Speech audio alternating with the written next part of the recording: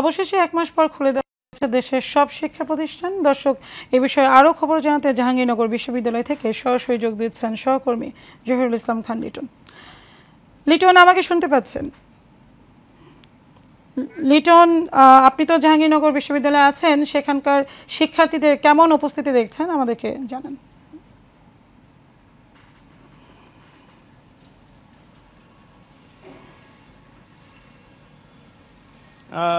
Eco, আপনি জানেন যে আজকে দীর্ঘ 1 মাস পরে কিন্তু জাহাঙ্গীরনগর বিশ্ববিদ্যালয় খুলে দিয়েছে। খুলে দেওয়ার পরে কিন্তু এখানে আমরা দেখেছি যে গতকালকে রাত থেকে কিন্তু শিক্ষার্থী যারা রয়েছে তারা কিন্তু এসে হলে 600 আসন গ্রহণ করেছে এবং সকলে কিন্তু আসন গ্রহণ করেছেন এবং সকলে কিন্তু ক্লাসের উদ্দেশ্যেই কিন্তু আজকে তাদের হল ছেড়ে এসেছিলেন। এসে কিন্তু তারা কিন্তু ক্লাস বর্জন করেছে, সকলে ক্লাস বর্জন করেছে। তারা কিন্তু ক্লাস বর্জন করে বিক্ষোভ মিছিল থেকে শুরু করে সব কিছু তারা কিন্তু এখানে মিছিল করেছে এবং ঠিক এই জায়গাটাই কিন্তু তারা আজকে মানববন্ধন করেছিল এবং মানববন্ধন করে তারা কিন্তু সকলে বলছিল যে প্রতিটি ডিপার্টমেন্টের শিক্ষক যারা রয়েছেন, যারা এই আন্দোলনে বৈষম্য বিরোধী ছাত্র আন্দোলনের বিপক্ষ যারা ছিলেন এবং যারা এই ছাত্রদের অসহযোগিতা করেছেন, পাশাপাশি তৎকালীন যে সরকার ব্যবস্থাপনা সেই সরকারের সহযোগিতা করেছেন, তাদের সকলের কিন্তু অপসারণ দাবিতে কিন্তু আজকে জাহাঙ্গীরনগর বিশ্ববিদ্যালয়ের প্রতিটি ডিপার্টমেন্টের ছাত্ররা কিন্তু বিভিন্ন কর্মসূচি পালন করেছে এবং আজকে 4টার সময় কিন্তু তাদের চূড়ান্ত কর্মসূচি দেওয়ার কথা ছিল, কিন্তু কিছুক্ষণ আগেই কিন্তু এইখান থেকে মানববন্ধন উঠে গিয়েছে। প্রতিটি ডিপার্টমেন্টের যিনি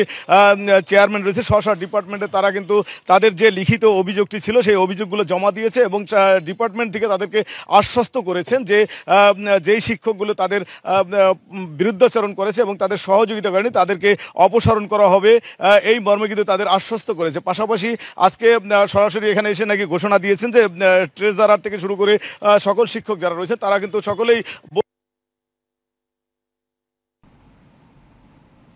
বলছেন যে তারা নাকি বলছেন যে তাদের আসন। লিটন, আপনাকে ধন্যবাদ। দর্শক, আমরা যেমনটি শুনছিলাম আমাদের সহকর্মীর কাছ থেকে শিক্ষার্থীদের উপস্থিতি সম্পর্কে।